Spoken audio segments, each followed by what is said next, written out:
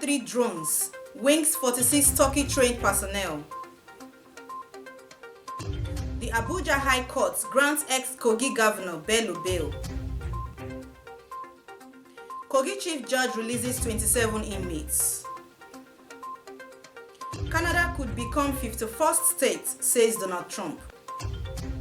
And in sports, Real Madrid claim FIFA Intercontinental Cup, crown in LUSAIL. A very warm welcome to you. This is MLC TV Global News, reaching you live from the city of LOKOJA, the confluence state of Nigeria. I am Gift Daniel. Thanks for joining. President Bola TINUBU has made his second budget presentation before a joint session of the National Assembly. Presenting the 2025 appropriation bill to Parliament, President TINUBU unveiled a budget estimate of 47.96 trillion naira with crude oil benchmark price of $75 per barrel, daily oil production of 2.06 million barrels per day, and an exchange rate 1,500 naira to the US dollar for the 2025 fiscal year. He tagged the Appropriation Bill 2025 as a budget of restoration. Our reporter has more. According to the president, the 47.96 trillion naira budget proposed expenditure reflects the serious challenges faced by Nigeria and contains key reforms necessary to address them. Giving a breakdown of the 2025 budget, the president said the total projected revenue stands at 34.82 trillion naira, out of which the expenditure is projected at 47.96 trillion naira, an increase of 36.8% from the 2024 estimate, while the deficit for 2025 is projected at 13.08 trillion naira, representing 3.89% of GDP. The president said the 2025 budget deficit will be financed mainly by new borrowings. This is an ambitious but necessary budget to secure our future.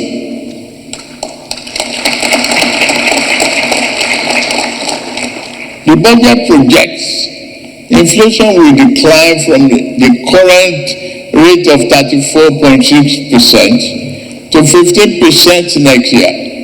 While the exchange rate will improve from approximately 1,700 naira per dollar to 1,500 naira, and a base crude oil production assumption of say 2.5 million naira per day.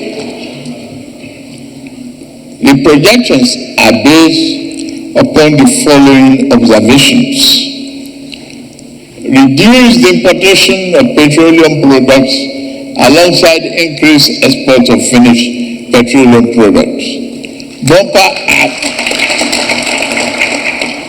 harvest driven by enhanced security, reducing reliance on food imports, increasing foreign exchange inflows through foreign portfolio investments.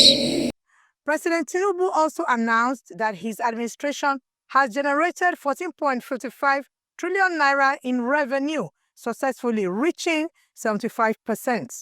For year 2024 budget performance, I'm happy to inform this August National Assembly that our administration attained remarkable milestone in implementing the 2024 budget. In 2024, we achieved 14.55 trillion naira in revenue, meeting 75% of our target as of the third quarter. Our nation faces existential threats from corruption and insecurity, and suffers from many past poor choices. These challenges are surmountable when we work collaboratively to overcome them. We must rewrite the narrative of this nation, together with every leader, institution, and citizens playing their part. Get me right. The time for lamentation is over.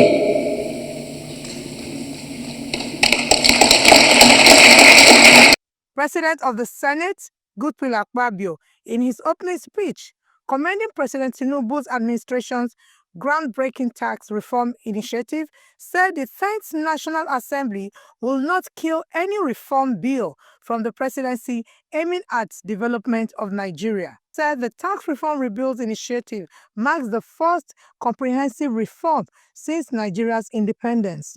Just to assure you, sir, that the 4 tax reform bills, the Joint Revenue Board of Nigeria, Establishment Bill 2024, Nigeria Revenue Service, the Joint Revenue Board of Nigeria Establishment Bill, Nigeria Revenue Service Establishment Bill, Nigeria Tax Administration Bill, Nigeria Tax Bill represent a monumental shift in our fiscal landscape. It is disheartening that those who have not yet taken time to understand the initiative, the focus, are the ones shouting the loudest as critics.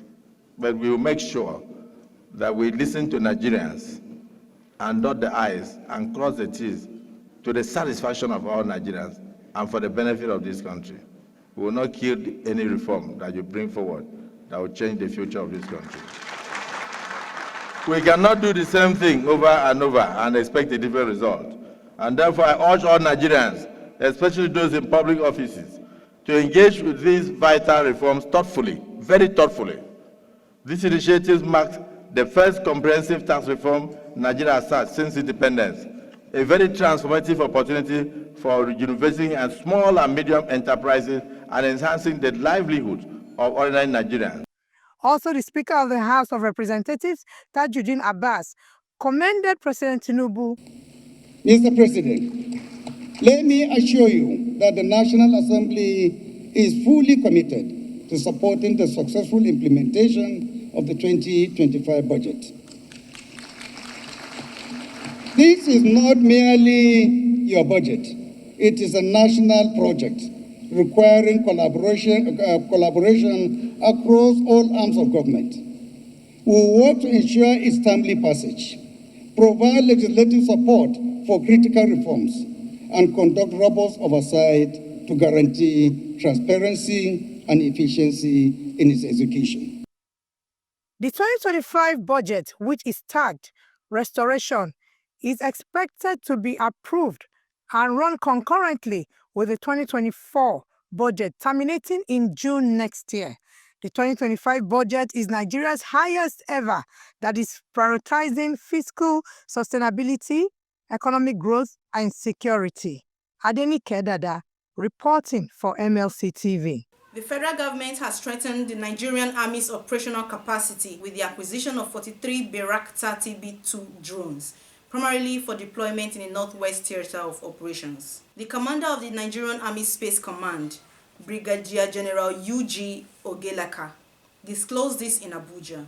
Speaking in Abuja during the weighing ceremony of 43 personnel trained in the operation and maintenance of the drones, the commander of the Nigerian Army Space Commander, Brigadier General Ogeleka, said the initiative, codenamed Project Guardian, aimed to strengthen military operations against insurgency and other security challenges in the region. General Ogelaka explains that between May and September 2022, a team of 35 officers and 11 soldiers from the Nigerian Army's routinely piloted aircraft system regiment underwent specialized training in Turkey on the operation and maintenance of the Bayraktar TB2 drones.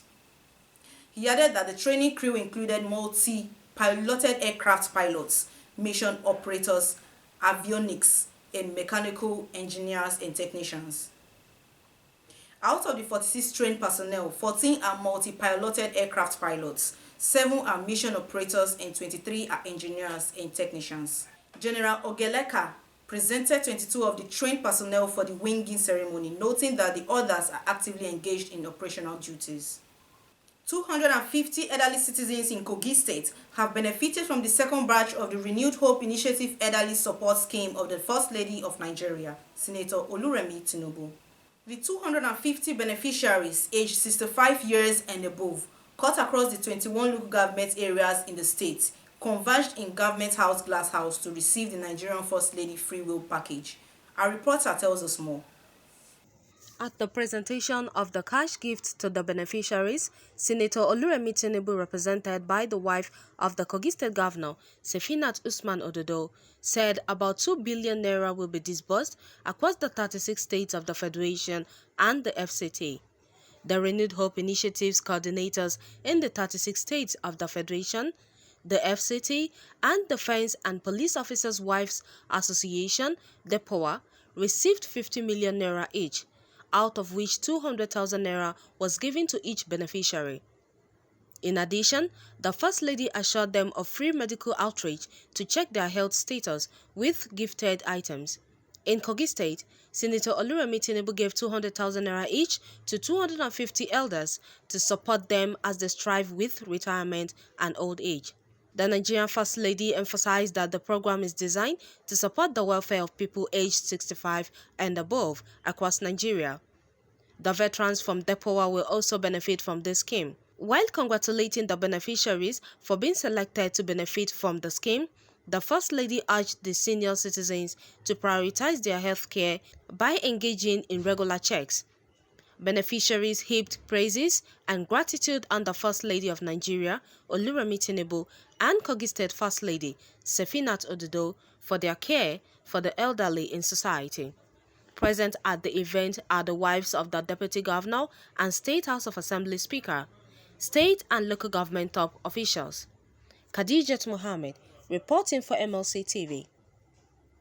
The Chief Judge of Kogi State, Justice Josiah Majebi, has released 27 inmates across the 6 correctional centers in the state who remained in custody for their inability to pay fines and compensations.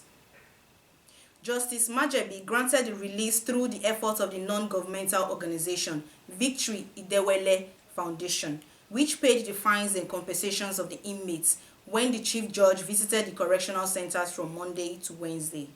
At Kotonkarfe Maximum Security Correctional Center, 2 inmates, Mustafa Idris, who was fined 50,000 naira, regained his freedom, while Kehinde Amaka, sentenced to 1 year imprisonment with a fine of 300,000 naira, benefited from the gesture of the foundation, but has to remain in custody until January 15, 2025 to complete his jail term. Also, at the Medium Security Custodial Center in Kaba, the Chief Judge released 20 inmates, while 5 inmates were released in Ankpa. The Chief Judge, who stated that the essence of the visit was to ensure that no inmate is being detained unjustly, cautioned the magistrate against being used as agents of oppression. He lamented the way and manner in which some prosecutors delay cases unnecessarily, causing awaiting trial inmates to stay long periods of time in custody.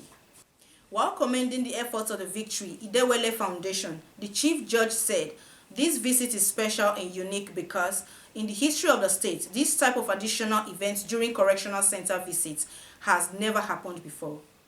He also commended the efforts of the chairman of either local governments for the concern showed toward the custodian center in the town and urged other local government chairmen to do the same in the interest of the state.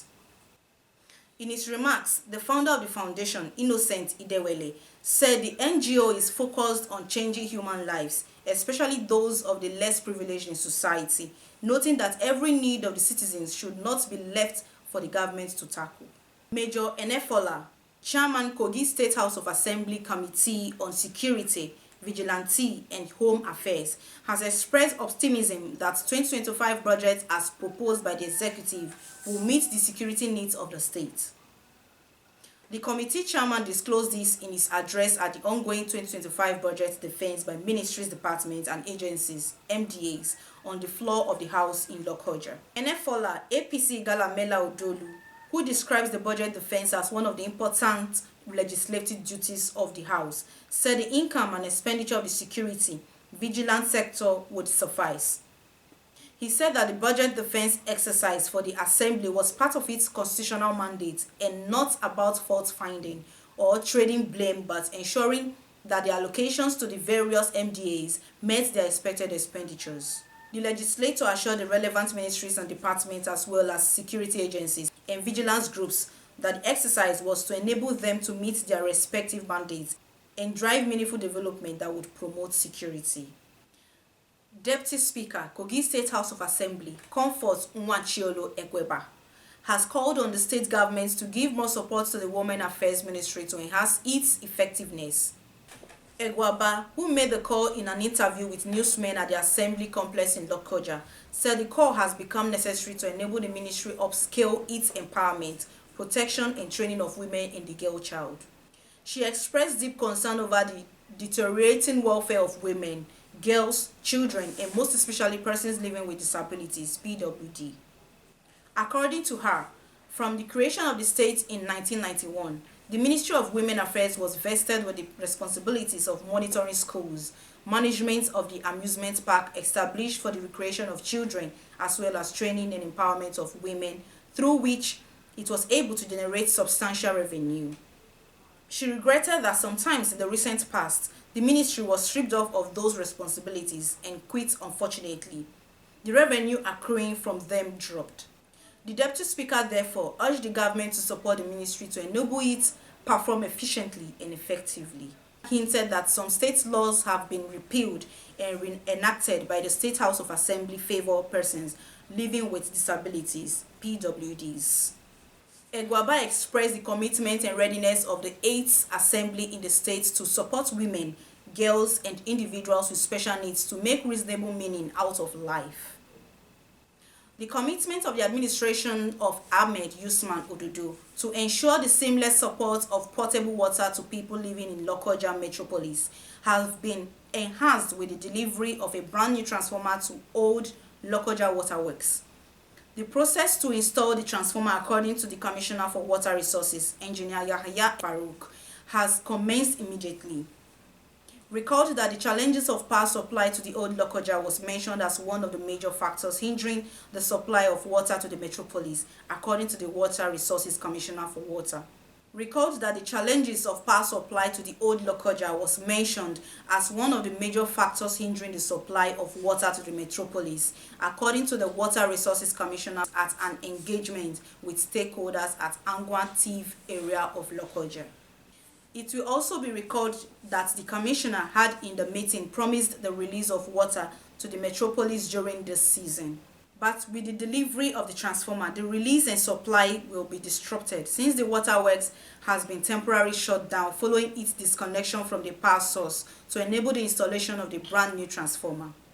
The Commissioner, who was on ground to inspect the transformer, which has been installed, however, informed the general public that following the disruption, the supply of water, all things being equal, will be restored by Friday. He also expressed his appreciation to Governor Ododo for the release of the transformer, describing the gesture as a major step to the supply of water to LOKOJA, and also pointed out that Governor Ododo's gesture is in furtherance of his efforts to provide potable water to the people of LOKOJA. The Stand Up Women's Society, SWS, confers an award of excellence to Jigawa State Governor Umar Namadi for his administration's outstanding performance in curbing gender-based violence, GBV, and promoting women's inclusiveness. Presenting the award to the governor at Duse Government House, the international president of the Stand Up Women Society, SWS, Barrister Deborah Ijadele Adetona, said the award followed the government's performance and commitment to uplifting the social and economic standards of women. Barrister Deborah Ijadele Adetona, who was represented by the administrative officer of the association, Timinipere Jombo Idoko, explained that his policies on women empowerment, action on gender-based violence, GBV, and women's appointments in his government were reviewed and delivered during the international conference of the association in Owerri, Imo State, which all agreed for his selection to be honored by SWS. Idoko thanked the governor for being gender sensitive and for ensuring that the policy thrust of his administration gives women the leverage to aspire and be productive. She urged him not to rest on his hours in being a champion for the overall well-being of women and the development of the state. The Minister of Information and National Orientation, Mohammed Idris Malagi, has emphasized the need for the Voice of Nigeria, VON, to reposition itself for greater global impact. Speaking during the VON management's retreat in Abuja, Malagi noted that the organization's rich history dating back to 1961 and its role as a narrator of Nigeria's journey to economic recovery, regional and international prominence make it imperative for VON to adapt to the changing global landscape. Our reporter Adenike Dada tells us more. The event that attracted the top management staff of the Voice of Nigeria marked a significant turn that 2025 will be more rewarding in terms of quality information that will be spread across the global world. The Minister of Information and National Orientation, Mohammed Idris Malagi, stressed the importance of deliberate reportage of news and analysis to international audiences, highlighting the challenges and successes of the country. He said it is essential that they share their stories, both the good and the bad, with the world. The minister also highlighted President Bola Ahmed Tinubu's ambitious fiscal reform agenda, which will devolve more resources to Nigerian states and local governments, urging the media to share good stories about the country, alongside a deep sense of patriotism. I also want us to be guided that President Tinubu is implementing an ambitious fiscal reform agenda that will devolve more resources to Nigerian states and local governments, and ultimately to the Nigerian people, in the spirit of true federalism, of which the President has always been a vocal champion and advocate of. There is no doubt, I assure you, that the year 2025 will consolidate Mr. President's renewed hope reforms, which is already yielding good results in different facets of our social, economic, and political life. Of course, challenges are there, they will continue to be there, but our surest path to economic and social, economic, political prosperity is by aligning by this great vision of President Bola Ahmed Tinubu. Let me also assert that in order to support our new evolution, our nation will increasingly rely on VON's information assets to thwart the menace of fake news, disinformation, and misinformation against the Nigerian nation. In his remarks, the Director General of VON, Jibrin Idase, commended President Tinubu for his love and support for Nigeria and Nigerians, saying that the president's support has been invaluable in reinforcing their purpose and empowering them to pursue their mission. Idase also emphasized the importance of collaboration and support from stakeholders in achieving the organization's goals and objectives, stating that they need the support of all stakeholders to reposition VON for global impact. Mohammed Idris, who has underscored the importance of promoting the activity of our agency as a priority by highlighting the achievement and contribution across multiple languages. We are not only fostering greater national unity, but also ensuring that every Nigerian, regardless of language, location, feel connected to the progress that is being made under the renewed agenda of President Bola Ahmed Tinubu. What I've always said is that NDAs should see not just Voice of Nigeria, but all public media platforms as a buffer. You cannot have something that is funded by taxpayer money and you don't value them. Voice of Nigeria, NTA, FRCN, NAN, and all the other agencies, ARCOM, Advertising, NPC, let media MDAs in Nigeria use us as buffer. The VON Management's Retreat 2024 themed Voice of Nigeria in the 21st Century, Restructuring for Global Impact, aims to explore ways to enhance the organization's capacity to promote Nigeria's interests and values globally. Adenike Dada, reporting for MLC TV, Lagos. The senator representing Lagos East Senatorial District, Senator Adetokunbo Mokhel Abiru, has distributed food packs to members of constituents across all 16 local government LCDAs as Ibeju Lekki local government was part of the benevolence and Christmas gifts. In the spirit of doing good, the senator has always ensured that the good people of Lagos East Senatorial District get the best in democracy dividends, as almost all sectors have been touched, ranging from health, sports, education, and many more. Our reporter Adenike Dada has more. Speaking during the food pack distribution at the constituency office, Korodu, Senator Abiru said he was reaching out to his constituents, particularly the less privileged, in the spirit of love, compassion, and generosity, which characterized the season. Now,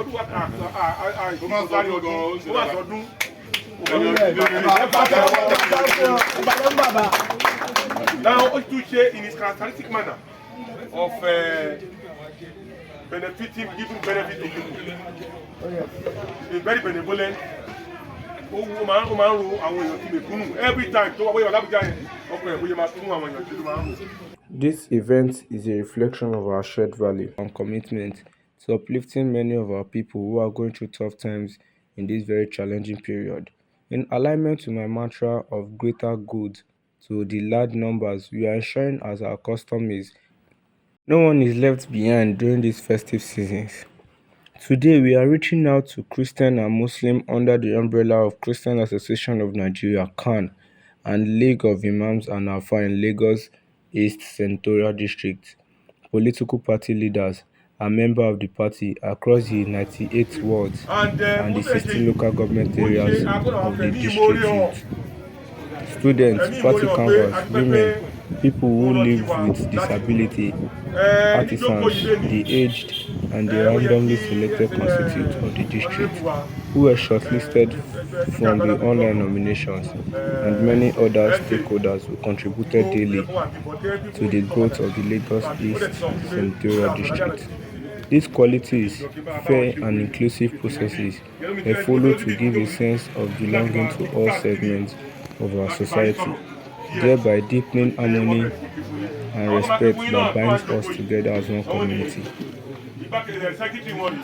The beneficiaries of these food packs reflect the diversity of our district, impacting all demographics of our society, including the vulnerable.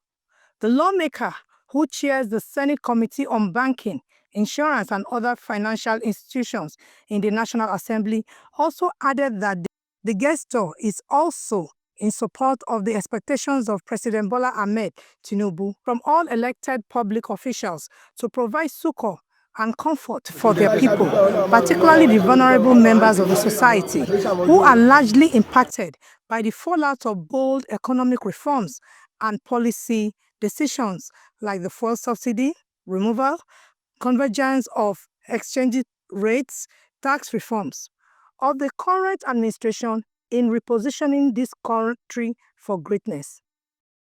He called on his constituents and all Nigerians to support President Bola Ahmed Tinubu in its quest at restoring the nation on the path of sustainable growth and development. The event was attended by eminent leaders in the state, including the state chairman of the All Progressives Congress, APC, Pastor Cornelius Ojelabi, former Deputy Governor of Lagos State, who is also the apex leader of the party in Ikorodu Division, Prince Abiodun Ogunleye, members of Governance Advisory Council, GAC, Asiwaju Reuben Olorunfunmi Bashorun, and Senator Anthony Adefuye. In their goodwill messages, the party leaders commended the senator for making the party proud by demonstrating exemplary leadership through his various interventions and support for the constituents, particularly those at the bottom of the socio-economic pyramid. Other dignitaries in attendance include Bode Oyedele, the Chief Imam, Ikorodu Division, Sheikh Seifuddin Ademorito Oloworibi, Chief Imam Oriwu Central Mosque, Sheikh Yahaya Samadani, the Chairman, Christian Association of Nigeria, CAN Lagos East Senatorial District, Reverend Ojo Joshua, APC State Secretary, Dr. Muhyiddin Jokomba, APC youth leader in Lagos State, Seriki Muritala, Ashipa Kaoli Olusoya, Dr. Said Ibikunle, among others. Adenike Dada, reporting for MLC TV, Lagos. We go on a short break. We'll be right back. Please stay with us. Children, are you ready? Drum roll. And wait for it.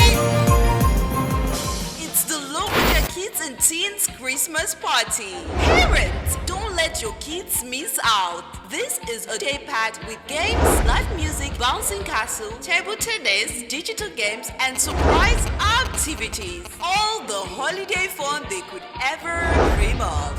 Registration fee 3,000 naira. Venue Essence Garden, Tokiti, LOKOJA KOGI State. Date 26 December 2024. Kids, keep reminding your parents about this awesome Christmas party. For ticket bookings, call or messages on WhatsApp with these numbers 0703 373 2151 or 0708 209 8422. LKTCP 2024. Playtime like no other. Brought to you by Biggest Media Consultants in conjunction with Avon Communication.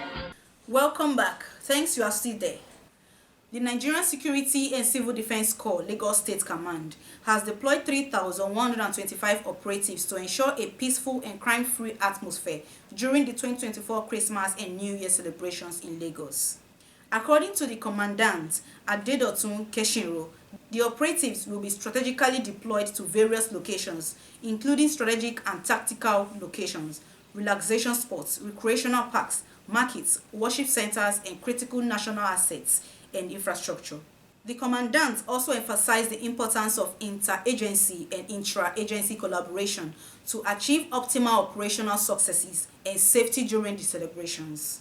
The development comes as the NSCDC Lagos State Command reassures Lagosians of its commitment to ensuring a peaceful and conducive atmosphere during the celebrations. The Lekki Central Mosque has removed its controversial banner that read, "Jesus is not God," following widespread criticism from both Muslim and Christian communities. The banner, which sparked tension, was replaced with a new message reading, "Alhamdulillah, they are proudly Muslims." Now on crime. The Federal Capital Territory High Court on Thursday granted the immediate past governor of KOGI State, YAHAYA BELLO, bail in the sum of 500 million naira with two sureties in like sum. Marianne Anene had on December 10 refused the ex-governor's bail application, saying it was filed prematurely. Let's join our reporter for more details. While delivering the initial ruling, she said, having been filed when the first defendant was neither in custody nor before the court, the instant application was incompetent. There was, however, room for the governor's lawyer to file a fresh application for bail and apply for hearing date. The former governor is facing an alleged money laundering trial to the tune of 110 billion naira, along with two others. He had pledged not guilty to the 16-count charges brought against him by the Economic and Financial Crimes Commission, EFCC. When the case was called for hearing on Thursday, counsel for the former governor, Senior Advocate of Nigeria Joseph Daudu, informed the court that the defense counsels had filed a further affidavit in response to the counter-affidavit filed and served by the prosecution counsels. He, however, applied to withdraw the further affidavit, saying, "We do not want to make the matter contentious." There was no objection from the prosecution counsel, Olukayode Enitan, Senior Advocate of Nigeria. The court therefore granted the application for withdrawal, striking out the further affidavit. Daudu also informed the court that decisions had taken place with the leader of the prosecution counsels, resulting in an agreement to ensure a speedy trial. In light of this understanding, Daudu urged the court to grant the bail application. He further requested that if the court would graciously grant the defendant bail, the court should kindly review the bail conditions for the first, second, and third defendants. He urged the court to broaden the scope of properties to be used as bail sureties to include locations across the Federal Capital Territory, rather than limiting the location solely to Maitama. The prosecution counsel, Olukayode Enitan, acknowledged that Daudu had been in talks with the prosecution team in accordance with the rules of professional conduct RPC, the EFCC Council gave assurance of their cooperation in expediting the trial. Delivering her ruling, Justice Aneni acknowledged that the offense the first defendant was charged with was a bailable one and granted the ex-governor bail in the sum of 500 million naira with 3 sureties in like sum. The sureties must be notable Nigerians with landed properties in Maitama, Jabi, Utako, Apo, Guzape, Garki, and Asokoro. The first defendant was also asked to deposit his international passport and other travel documents with the court. The Oyo State government says it has arrested the organizers of a children's party in Ibadan that turned deadly. Recall that Queen Naomi Silekunwola Ogunwusi, the ex-wife of the Ooni of Ife, in collaboration with Agidigbo 88.7 FM Ibadan, owned by Oriyomi Hamzat, organized the event. However, it degenerated into a stampede that killed multiple people in Ibadan. The tragedy that struck on Wednesday morning at the Islamic High School in Bashorun, Ibadan, when a stampede occurred during a children's Christmas party, led to the death of many children who attended the party. Meanwhile, Governor Seyi Makinde in a statement said the main organizers have been taken into custody. Eyewitnesses report that many children were trampled in the chaos, with several others injured and currently receiving treatment at the University College Hospital in Ibadan. The exact number of fatalities and injuries is still unknown, but the incident has sent shockwaves through the community. Reacting in a press statement shared via his personal X profile, the state governor also confirmed the multiple deaths during the stampede as reported. The Nigerian Police Lagos State Command has debunked claims that Mona Lisa Osayi, who was arrested for assaulting officials of the Federal Road Safety Corps on December 7, 2024, is a police officer. Through a press statement made available to newsmen and signed by the State Public Relations Officer, Benjamin Hundeyin, revealed that the claim is on the contrary for the fact that the suspect was arrested and prosecuted by the Aja Division of the Lagos State Police Command for the assault. He stated that if she were to be a police officer, internal disciplinary processes would have first been activated, resulting in her suspension or dismissal before she could be arraigned in court. The command therefore urged the public to disregard the false claims and assures them that the synergy between the police and the FROSC, and indeed other sister security agencies, is robust and remains of paramount importance in the security architecture of Lagos State. Next on our foreign news, Dominic Pellicott has been handed a 20-year prison sentence for repeatedly raping and enlisting dozens of men to abuse his then-wife Gisele Pellicott. All 51 men on trial were found guilty of the charges against them, bringing to an end the mass rape case that has shocked France and much of the world. Gisele Pellicott, who waived her anonymity to help other victims of sexual violence, has been cheered by her supporters outside the courtroom in Avignon, France. But some are shocked that the dozens of convicted rapists have not received longer sentences. Campaigners wanted strong sentences handed down to the men found guilty of raping Gisele Pellicott, arguing that all involved were just as culpable as her former husband Dominic. While Dominic Pellicott received the maximum 20-year sentence, other men were given shorter sentences than expected, including a few who walked free after receiving suspended sentences. The United States U.S. President-elect Donald Trump has said Canada could become the 51st U.S. state. Trump said many Canadians welcome the idea because Ottawa is racked by a political crisis. Posting on his Truth social handle on Wednesday, Trump said Canada would save massively from tax and military protection. He wrote, "Many Canadians want Canada to become the 51st state. They will save massively on taxes and military protection. He thinks it is a great idea, 51st state." In November, the U.S. President-elect suggested that merging the two nations would not only resolve his concerns about fentanyl trafficking, over which he has threatened the 25% tariff on Canadian goods, but could also stem illegal immigration, a problem concentrated on the U.S. southern border. Trump made the suggestion to the Canadian Prime Minister, Justice Trudeau, at a dinner at his Mar-a-Lago estate in Florida. As South Korean President Yoon Suk-yeol's relations with the opposition broke down this year, Western diplomats hoped the internal tensions would not affect his tough stance on China and North Korea that had won praise from Washington. Analysts, current and former diplomats said a focus on a foreign policy seen as favorable to the West, limited attention on the political discord in South Korea, a hesitation to be seen interfering in domestic matters left its partners blindsided when Yoon briefly imposed martial law on December.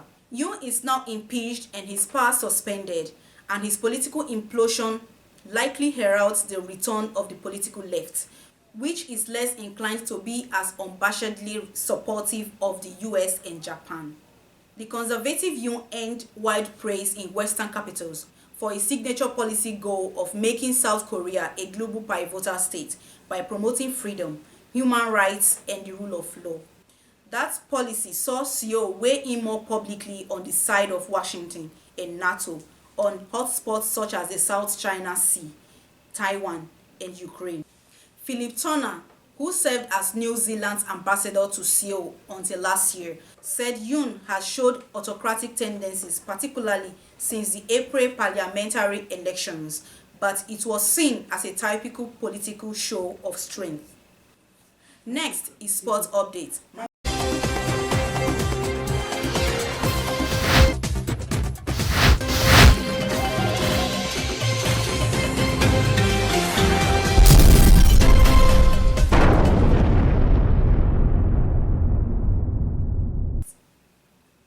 Real Madrid have won the FIFA Intercontinental Cup Qatar 2024, presented by Aramco, following an entertaining 3-0 victory against Pachuca. Returning to the stadium where he experienced hat-trick glory but eventually heartbreak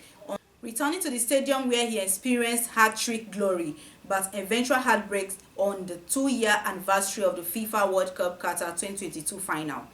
Kylian Mbappe opened the scoring on 37 minutes, with the newly crowned FIFA Best Men's Player Vinicius Jr. providing the assist. The 15-time European champions proved too strong for the Mexican side, with further second-half goals from Rodrigo and Vinicius Jr., whose penalty sealed the victory. Despite the defeat, Pachuca will return home with their heads held high and carrying 2 trophies, following a highly successful week in Qatar. On 11 December, they overcame CONMEBOL Libertadores champions Botafogo 3-0 to claim the inaugural derby of the Americans trophy. 3 days later, they overcame CAF Champions League winners Al Ahly on penalties to lift the FIFA Challenger Cup. Josh Achampong has spoken out after signing a new long-term contract at Chelsea. He penned a 4.5-year deal, having spent over 6 weeks without playing as the club pushed for a resolution to a standoff. In a first senior start last week against Astana, Achampong returned fully into the first-team fold. He had been welcomed back into training prior to the game in Kazakhstan, indicating that things were moving towards a positive outcome. Chelsea had barred the 18-year-old from playing matches after he backed out of committing his future to the club. An agreement is thought to have been reached before Achampong pulled out with late concerns.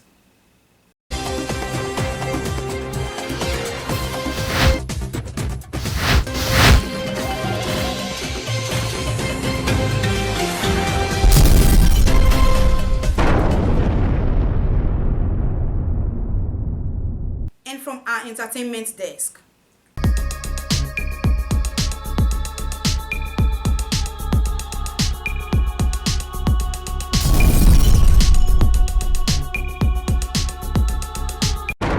Model Tabby Brown dies from fat embolism days after secret surgery. Tabby Brown, a Playboy model linked to football stars Raheem Sterling and Mario Balotelli, tragically died shortly after undergoing a Brazilian boat lift in the Dominican Republic. An inquest revealed that she had secretly traveled for the procedure, which included liposuction, in October 2023, misleading her family into thinking she was on a sightseeing trip. Just 3 days after returning to the UK, The 38-year-old suffered a fatal fat embolism at her South London home on October 13. Her mother found her collapsed, and despite emergency services being called, she was pronounced dead shortly after. The South London Coroner's Court reported that Brown had puncture wounds in her pelvis and numerous small globules of fat in her lungs, leading to her death. Following the surgery, she reportedly felt unwell but did not seek medical help, choosing instead to take painkillers. Her mother, Mahasin, initially thought Tabi had contracted a viral infection during her travels and cared for her until the tragic discovery. In a heartfelt tribute, Tabi's brother and sister shared that she had not informed their mother about the surgery, which came as a shock. They described her as a fitness enthusiast and a passionate foodie, highlighting her generally healthy lifestyle. The family is left mourning the loss of a vibrant and spirited individual.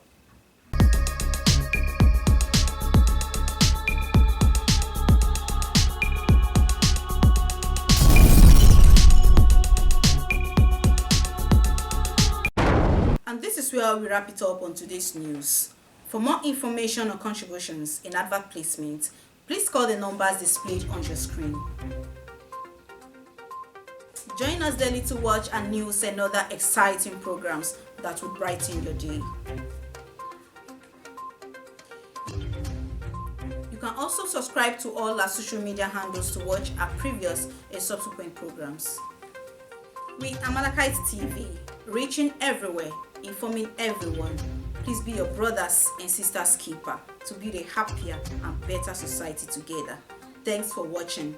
I am Gift Daniel. Have a good day.